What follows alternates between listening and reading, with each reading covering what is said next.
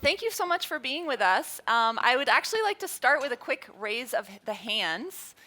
How many of you have been to Ireland before? Ireland. Oh, wow, quite a number of people. So my mother's actually from Dublin, and she's one of 7, and I have 25 first cousins in Ireland, so I've spent a lot of time there. One thing that I've learned, and that never ceases to amaze me every time I go to Ireland, is how true the stereotype about the Irish is. They're the world's best conversationalists. And so given that St. Patrick's Day is coming up, we're going to take our inspiration from the Irish and practice talking to strangers. So we'd like to actually start by having you turn to somebody next to you that you don't know and just introduce yourself, share a little bit about why you're here, and we'll give you a few minutes to do that, and we'll sound the gong to bring us back together.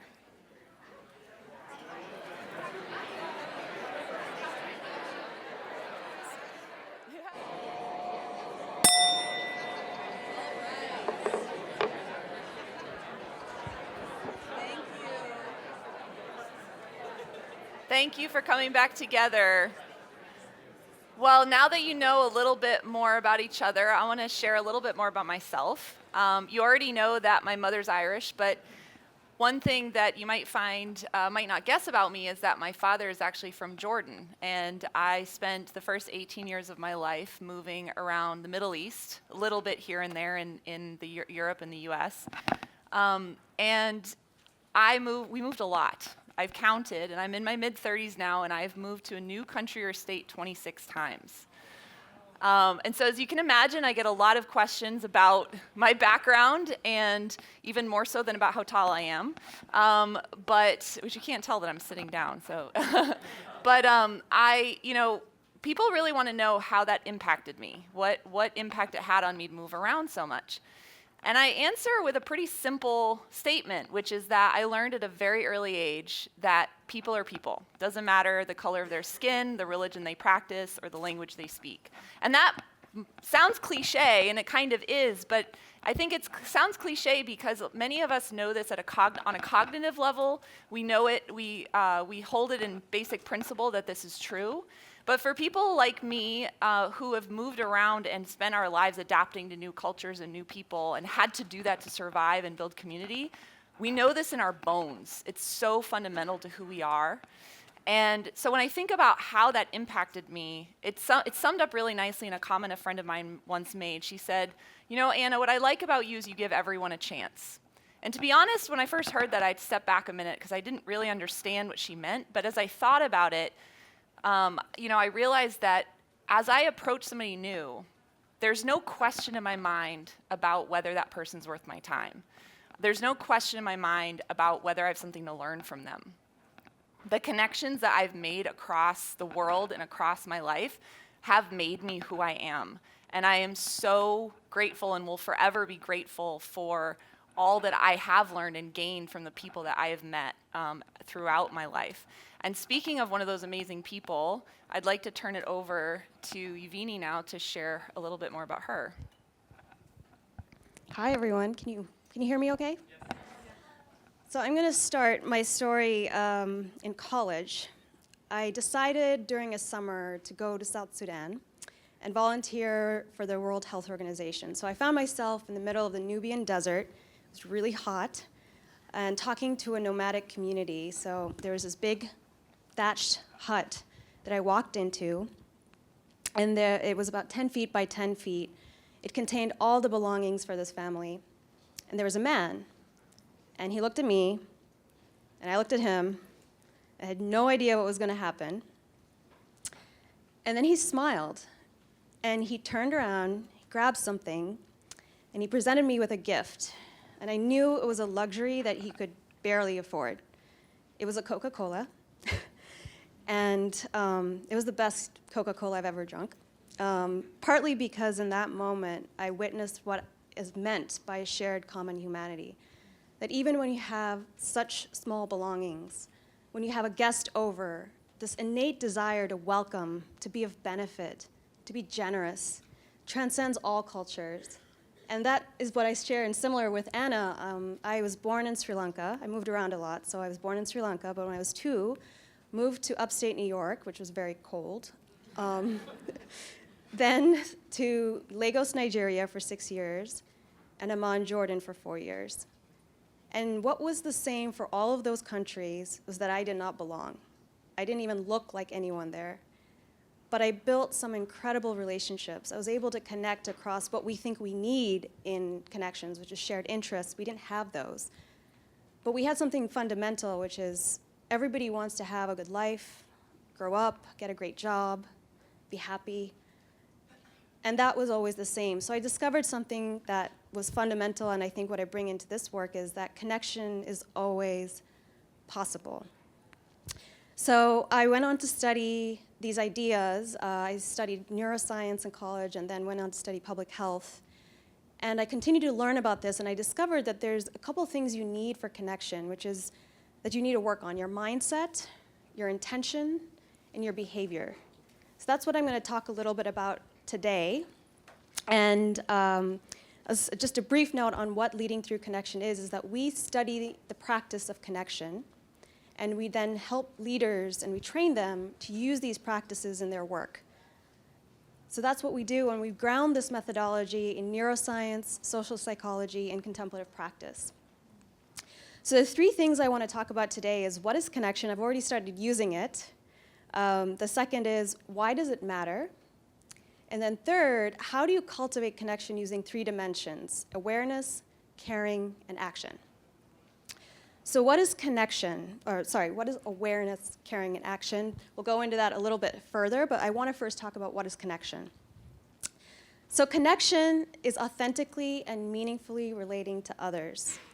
So we don't mean that you're sharing everything on your mind, or that you're adding someone on LinkedIn, or you're just putting people in touch.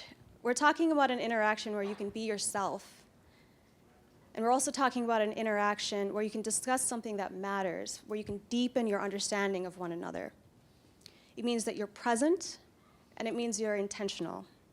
So why is that kind of connection even important? On a basic level, meaningful and authentic connection is important for our well-being. So I'm going to give you a statistic. I'll try to say it slowly because there's a lot of numbers. And I just want you to reflect on this statistic. So the probability of dying early is 20% greater if you're obese, 30% greater if you drink a lot, 50% greater if you smoke, and 70% greater if you have poor social relationships. 70% greater if you have poor social relationships. So we're literally dying earlier because we're feeling lonely. Now the myth is, you think that you're dying early because you're isolated, that you're not surrounded by people. But that's actually a myth. What research shows is that it's not the quantity of relationships that you have that matters, it's the quality. You can be surrounded by your friends and family and still feel very alone. So that's why authentic and meaningful connection is important for your well-being. But this isn't actually very easy for us. For most of human history, for tens of thousands of years, we've lived in tribes of about 10 to 100 people. So it seems like you can only sort of get to know about 150 people before you lose a sense of that I know you feeling. And it's only been in the last 200 years that we've started working as office workers and laborers. So before, we knew each other intimately, but now we have to interact with people we barely know, sometimes people we don't even like and we have to work with. So we haven't learned how to connect in that way. How often have you heard your perhaps parents say, don't trust strangers? So this is something that we inherently don't know how to do, but the good thing is you can actually train in it. You can train to deepen your connection with other people, and it's a practice. And we call that a practice because it's not prescriptive. So the 3 things that we talk about, which is why we call it dimensions, they're not steps, because they're practices that you ground yourself in and then they build on one another. And those 3 things are awareness, caring, and action. So I'm going to start with awareness. What is awareness? So awareness is being aware of the present moment, that you're in front of someone, as well as your thoughts, your emotions, your judgments, your projections that you might be having of that person. So this can sometimes be thought of as mindfulness, but I want to caveat that we think of mindfulness differently in two ways: the intention as well as the practice.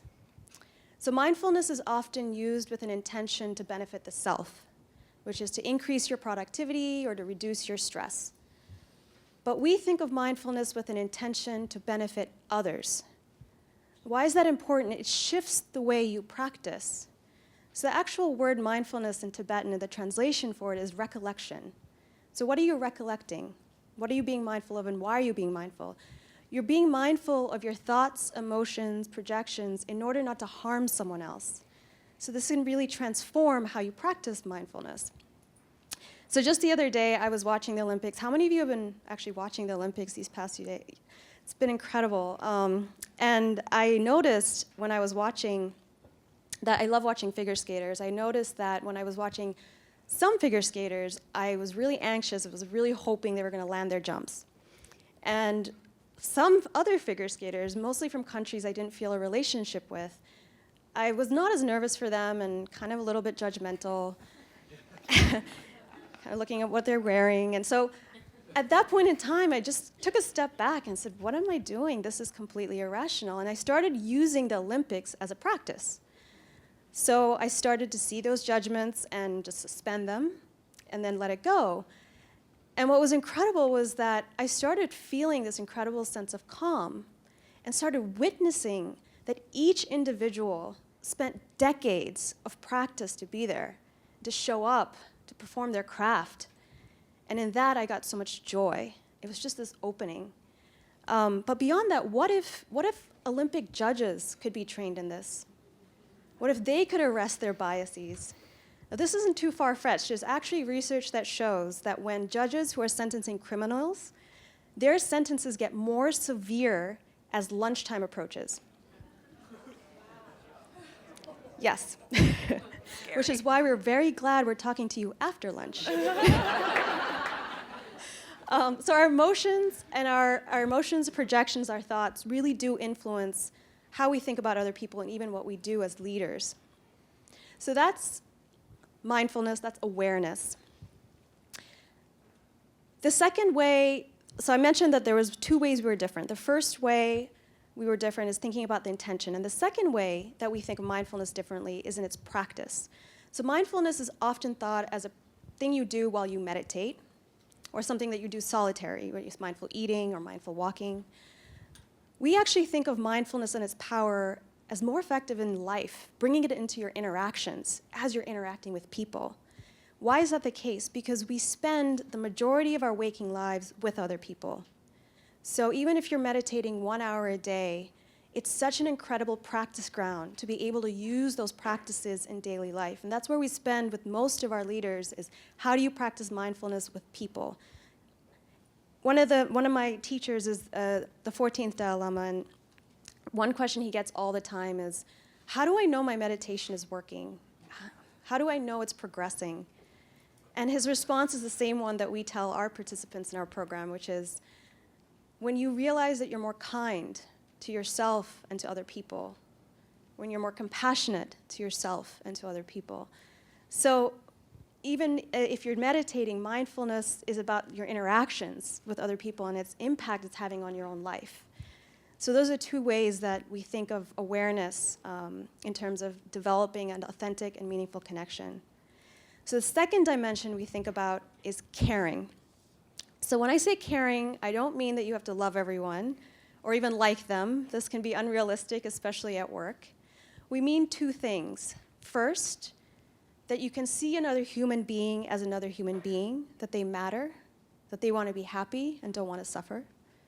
And secondly, you can have a genuine intention to be of benefit to them. So how often are you in a conversation, you're already responding, but you haven't even reflected on what you wanted to say or if you were trying to be helpful? This happens quite a bit. We're always reacting in the moment.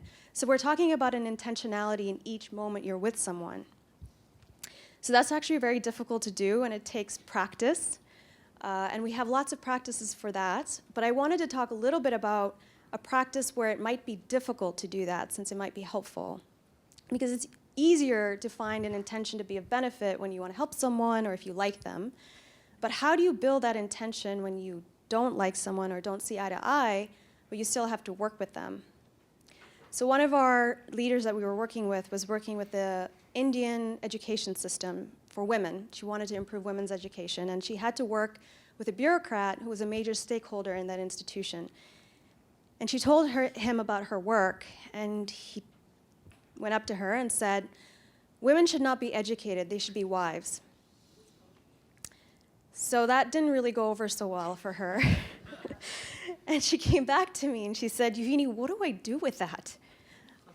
You might relate to this, that facts and figures don't always go over so well in these types of situations. And if you're talking about climate change or anything these days, you might have witnessed that in conversations. So what we started working on was that first aspect I was talking about, seeing the common humanity in the other person. So, and I asked her, how can you see his humanity? And where we went is we have this principle called the first principles framework, and we're going to get to the last step, which is first principles. They're self-evident truths. They're truths that stand on their own without a dependence on any research or fact.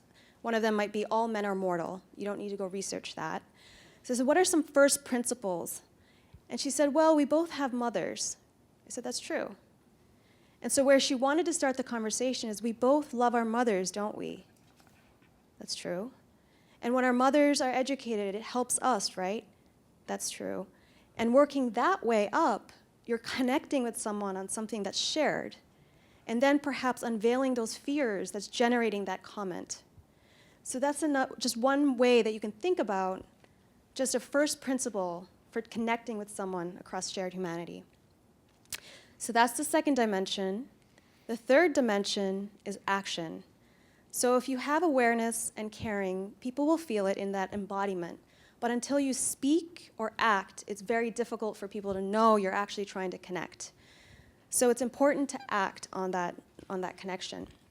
Secondly, it's important because our attitudes actually shift, our behaviors actually shift our attitudes. So when you smile, it makes you happy. So even if you don't feel a genuine sense of awareness or a genuine sense of intention to be of benefit, just by acting in that way, it can shift your attitudes. So it's important to take action. And this is where it's really difficult, because no prescriptive form of acting can work. No step-by-step 5-point guide can work, because as long as you're following a script, you're disconnecting from reality, from the person and from yourself. And this can sometimes have harmful effects. A month ago, I was riding a Lyft, and I was telling the driver about leading through connection. He said, wow, I really wish I had known about this, 10 years ago. Turns out he drives Lyft for fun. He was an executive in the publishing industry, and he was around when the industry was going belly up, finding a business model. And he was tasked with the job of laying off 20 of his closest friends, people he had been working with for over decades, over 10 years. And he agreed with the direction the organization needed to go with, but he didn't know how to have this conversation. So he got training, and he got a script. And he went into those conversations, and he said, to this day, those conversations haunt me. I disconnected from myself and my friend. I followed the script. I thought it was the right thing to do. And to this day, they won't look me in the eye.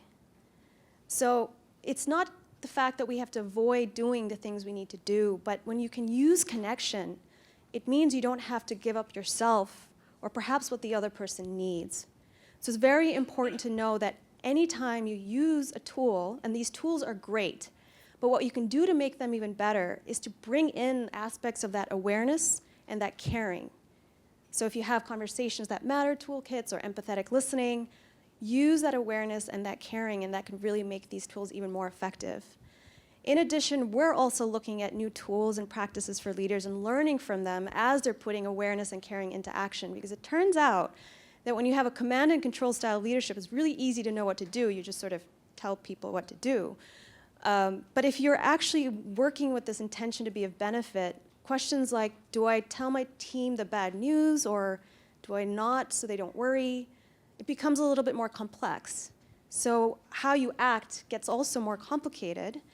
But thankfully, I'm going to turn it over to Anna, who's going to talk about how you might take some steps in your leadership using these principles.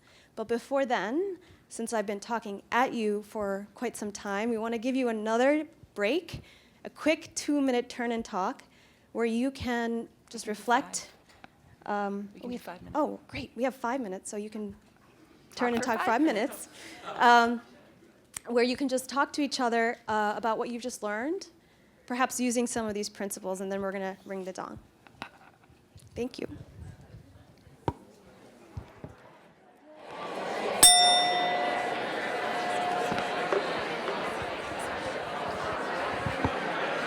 All right.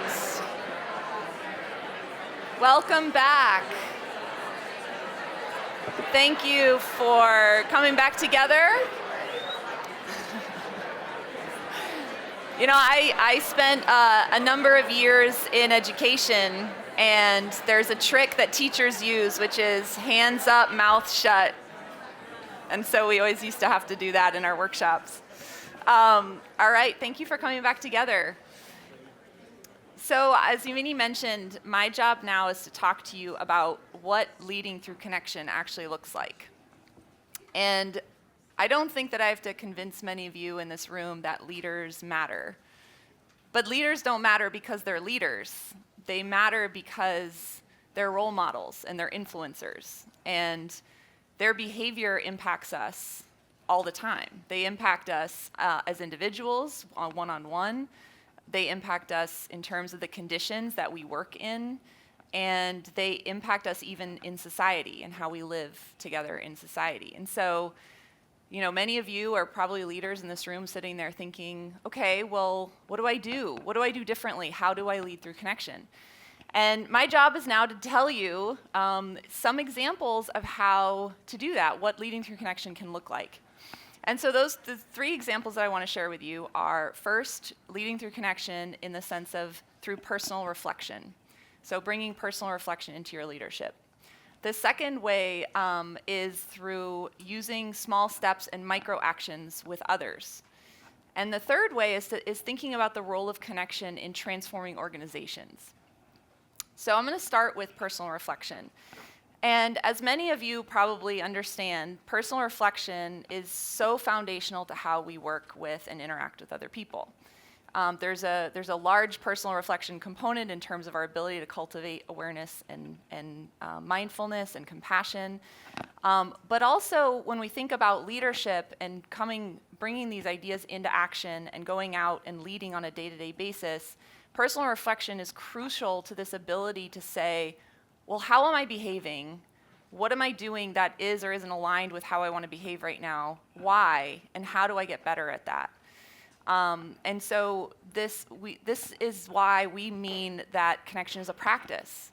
We don't come to you with yet another leadership framework. That's not what we're trying to say here, because we are talking about an embodiment as a leader of a different way of thinking and being that comes from this intention to be of benefit to other people as a leader. And so this takes practice. Being takes practice. And so this is why personal reflection is so crucial to that. So I want to start with just a little bit of my own story, leadership journey, an example. I spent years studying leadership and effective leadership in organizations. And so when I first got the opportunity to lead a team, I had all of these grandiose ideas about what kind of leader I wanted to be. I wanted to create a certain kind of culture in my team. I wanted us to be collaborative. I wanted to co-own and co-create together. And I didn't have all the answers, and I didn't want my team to think that I did. And so, of course, I walked in to my team thinking that I was going to be able to just magically do all these things. And especially that I had 2 specific tools that I really believed in, that I really wanted to use. One was listening more than I spoke, and the other one was asking a lot of questions. And so I'd be sitting in meetings, and I would have all the intention in the world to do these things. But I don't know if you've ever had this experience where you kind of are sitting there and you all of a sudden float outside your body and you're watching yourself. And I would just watch my mouth go, and I'm talking and talking and talking, and I'm yelling at myself, shut up, what are you doing? And I can see everyone in the room just disengage and in defeat and just slump in their chairs, and they're not engaged at all. And after a couple of times this happening, I just thought, what is going on? I couldn't stop myself. What was happening? And I was lucky enough at that time to have a coach, and I think what was so helpful is she helped me see a reality that I couldn't see. She helped me understand what was getting in my way of being the kind of leader that I wanted to be and connecting with myself and with my team in that moment. And I learned two really important insights about myself. And this is why personal reflection is so crucial. I learned that I really struggle to listen when I feel very strongly about something, but I feel insecure that others are going to want to hear it. And I struggle asking questions when I feel so overwhelmed. I don't want to explore an issue anymore. I just want to move forward. I don't care if it's the best idea or not. Can we just get it done? And so those seem kind of very basic, but in terms of how those things led to the way I was behaving, it was a massive insight for me. And what it allowed me to do was then identify the tools and skills that I needed to mitigate those issues in the moments, such as self-soothing or talking to people before or after a meeting instead. That helped me then shift how I actually acted in those moments in the meetings.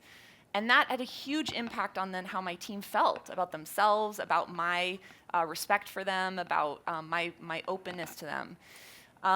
And so this is what I mean by personal reflection, is doing that inner work in the moment to identify how are we behaving, and then to reflect on that, to think about what's getting in the way. What do I actually want to achieve? What's getting in the way of that? And what do I need to develop in myself to be able to get better? So that's the first piece of it when we think about leading through connection, is that connection to yourself. Then when we can get good at that, we can then move forward and think about the different actions we can take with others. That means as a leader, lots of things we might think about in terms of how we might organize our teams, how we might set up communication structures between people, how we want to mentor others or develop them. There's lots of times when we have to work with other people, and so there's actions we can take in order to bring connection into those opportunities. What's challenging, though, is that many times the cultures of organizations that we work in, in Silicon Valley, we're lucky we do have some, different ways of doing things, but for the majority of organizations, they've operated in a very traditional hierarchical structure, traditional command and control style leadership that leads to a lot of secrecy, fear, isolation, that makes connection explicitly disincentivized. It's not something that's promoted or safe or accepted because it's threatening. It threatens the status quo. And so what that means as leaders is we have to be aware of that truth, not just march in and expect everything to change overnight, but take small steps to shift that and to start to make a difference. And so one of the leaders that we worked with at a large tech company came to us and said, my team and I are struggling. We're under massive stress. We can't get everything done. I don't know how to make this better. We're isolated from each other. We can't engage together. We're not effective. What do I do? And through coaching, he decided that he wanted to start trying to establish just some better connection between his team, some sense of more connection among them and between him and them. And what he was able to do then is he said, I'm going to start with my team meetings. That's the time where we come together. I'm going to give it a shot. And so for 1 week, he decided to try all of his team meetings with a personal check-in. Now this for him was a small step forward because normally he would walk into a meeting, just jump into business. This is what has to get done. Here's what's going well. Here's what's not. Okay, you got to do this. Next steps. All of that stuff straight into the business. And the first time he tried it, he said, let's take a minute before we begin to share something about ourselves. What are we experiencing at work or out of work? And everybody just kind of looked at each other. What's wrong with this guy? I don't want to say anything. Why would I share anything with you? But he was able to, he said, I'll share first and to establish some sense of vulnerability. And over time, it got better. People started sharing something. And the vibes, first he saw the vibe in the meeting change. People were more joyful. They were more interested in each other. They were more engaged with each other. And he learned, most importantly, that through learning more about his team, he was able to learn more about what they needed from him, more how he could best support them. And then he started to see things shift outside of the meetings. And now he's thinking about how he can continue to nurture this new culture that's starting to change, this new thing that's starting to snowball. Now, the trick is that the personal reflection comes back into play here, because now his job is to continue to reflect on his own behavior and how he continues to either nurture or stifle this new culture, this new energy that he's starting to create. So that builds on each other. Now, you might be thinking, well, this is all well and good, Anna, but I am still responsible as a leader for all the goals that I have to achieve. I have to sell products. I have to innovate as a team. I have to, I have to transform outcomes. I have to lead an effective organization. Personal reflection and shifting some things in my culture might be helpful, but how does that serve me in the larger scale of my responsibilities? And the good news is that these things really do build up over time to create the possibility of really transforming an organization. And I spent the past 8 years studying highly effective organizations, the organizations that excel across 3 major dimensions. One is efficiency, one is engagement, and one is efficacy. And so sometimes these organizations are called learning organizations, if any of you are familiar with that term. But the reason why they're called learning organizations is because their leaders operate from one fundamental truth. They don't know it all. And it's such a profound thing, because what that means is that they are so humble about the fact that there is something for them to learn all about everyone, about themselves, about the system they're leading, about the organization they're running, about the customers they're trying to serve. There's always something new to learn. And so what that means is connection becomes fundamentally part of how they operate. They need to stay connected to the people they work with, to the systems that they're leading, to the customers they're trying to serve. I had a leader who was a chief academic officer for a really large charter management organization that I was working with. And he said to me, you know what, Anna, I really want to be a good leader. I really care about the students that I'm trying to help. I want to make a difference for them. But the organization has gotten so big, I'm so disengaged at this point from the other people I work with, from the mission, from the students. I don't know what I'm supposed to be doing on a daily basis sometimes. I might have a few hours free here and there, but I don't know how to spend that time. And I thought that was such an important question that I don't hear people ask very often. And I said to him, you know what? Spend it learning. Learn more about yourself as a leader. Learn more about your employees, how they work together, what they're struggling with. Learn more about your students. Go learn more about what they're struggling with. And what that'll do is that'll help you understand more as a leader then the decisions that you need to make. Because if you think about it, as leaders, we actually make a lot of decisions in a vacuum. We base them on assumptions about what's really happening out there in the world. And these leaders of learning organizations say very explicitly that the best way for them to spend their time, whether they're leading a hospital or running a manufacturing plant or running a tech company, is out there on the front lines, walking the floors of their buildings, talking to front office staff, talking to patients, talking to customers. That is the way they spend their time, because that's how they continue to learn what's actually needed by them, what's actually needed by them in terms of support, in terms of decision making, in terms of breaking down barriers, in terms of providing resources. That's where the magic happens, and that's what it means to stay connected as a leader at this organizational level. And so when we bring personal practice, taking small steps to start to shift the culture, and then embracing that connection and learning at an organizational level. That's what we meet. Those are 3 ways that we think about leading through connection and how all of these ideas come together. And so if we, in terms of walking away from, it's time to wrap up now in a couple of minutes. And so as we think about what you can walk away with today, the 2 things that we really hope you take away is, 1, that connection is a practice. It's not a framework. And the second is that awareness, caring, and action all build on each other and all play a role in a virtuous cycle of feeding into each other and building on each other to create something bigger and better, to bring connection into your daily actions, your daily interactions. And so we want to leave you with a challenge. Uvinie and I, we were saying, what can we offer folks as they're walking away? And we want to offer you a challenge, which is you're here at this amazing conference with thousands of people, and you're going to be meeting new people and having lots of rich conversations. And we want to encourage you to bring awareness to your interactions while you're here. And just see what happens. What comes up for you? What shifts for you? What do you learn about yourself? And, we, of course, would love to continue the conversation, and we would love to hear also throughout the next couple of days what you learn. But we'll be here to stick around and chat for those of you who are interested.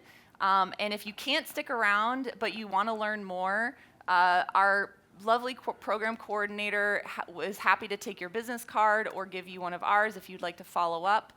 But we would just like to very much thank you for your time and attention, and I hope you enjoy the rest of your time.